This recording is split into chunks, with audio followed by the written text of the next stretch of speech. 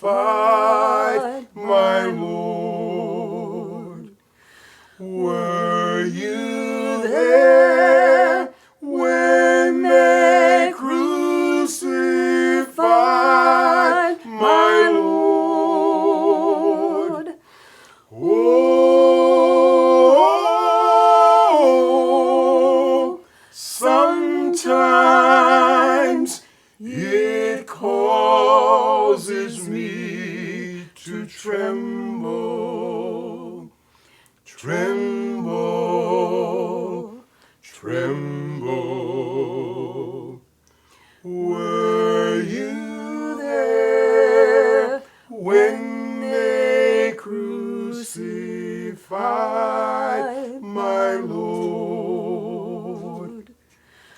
Were you there when they nailed him to the tree? Were you there when they nailed him to the tree? Oh,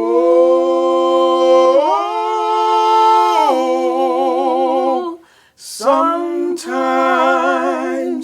it causes me to tremble, tremble,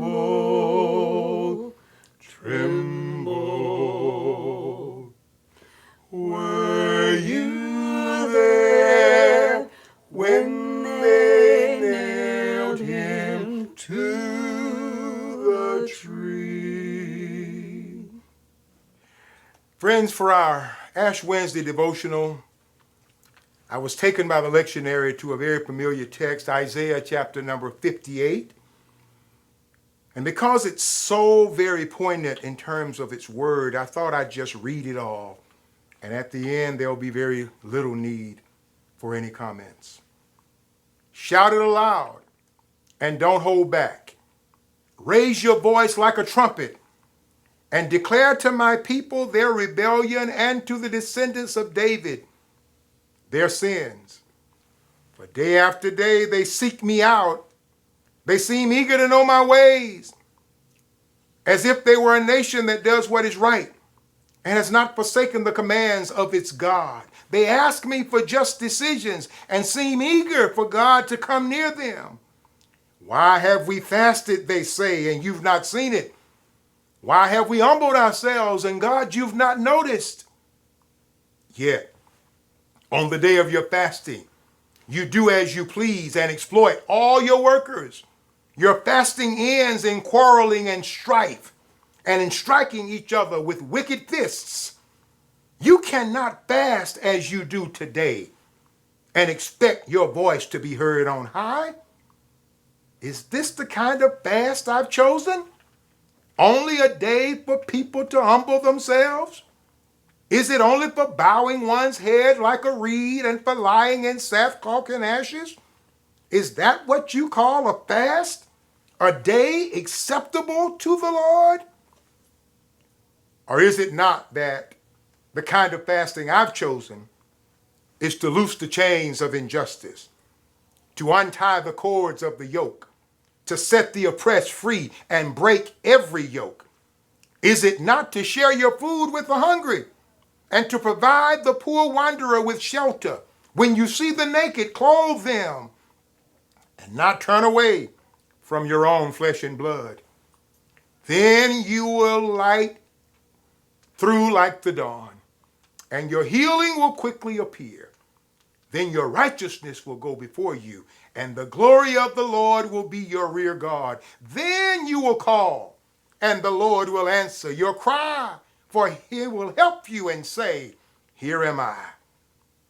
If you do away with the yoke of oppression, with the pointing finger of malicious talk, if you spend yourselves on behalf of the hungry and satisfy the needs of the oppressed, then your light will rise in darkness and your night will become like the noonday. The Lord will guide you always.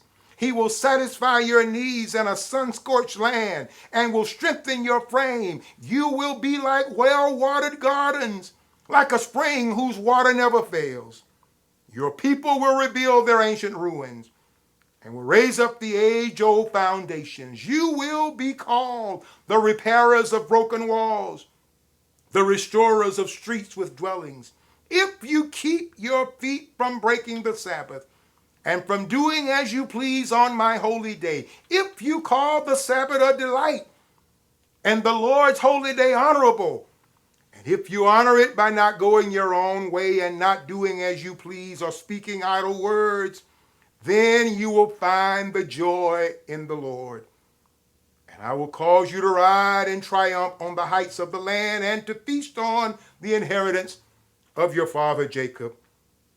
The mouth of the Lord has spoken. Friends, family, it seems pretty clear to me, but let me just say as I close, as we move into this Lenten season, we all need to be reminded that spiritual practices and spiritual disciplines that don't get transferred into changing the lives of the oppressed and living into a life of abundance for everybody don't really move God. By this, he showed love when he laid down his life. As we move into this Lenten season, I call us all to lay down our lives so that Christ may be glorified and the world will know that he lives. God bless you and God keep you is my prayer. Were you there when they pierced him in the side?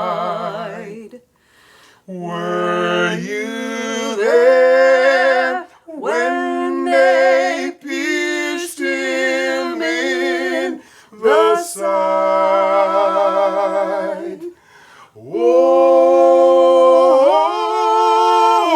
Oh, sometimes it causes me to tremble,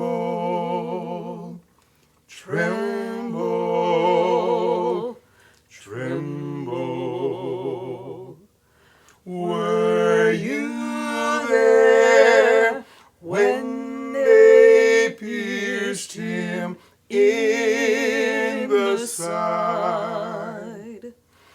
Were you there when they laid him in the tomb? Were you there when they laid him in the tomb?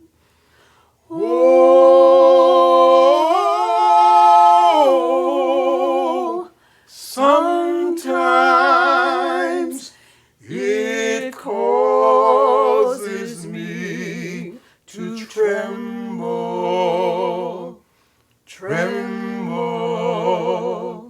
tremble.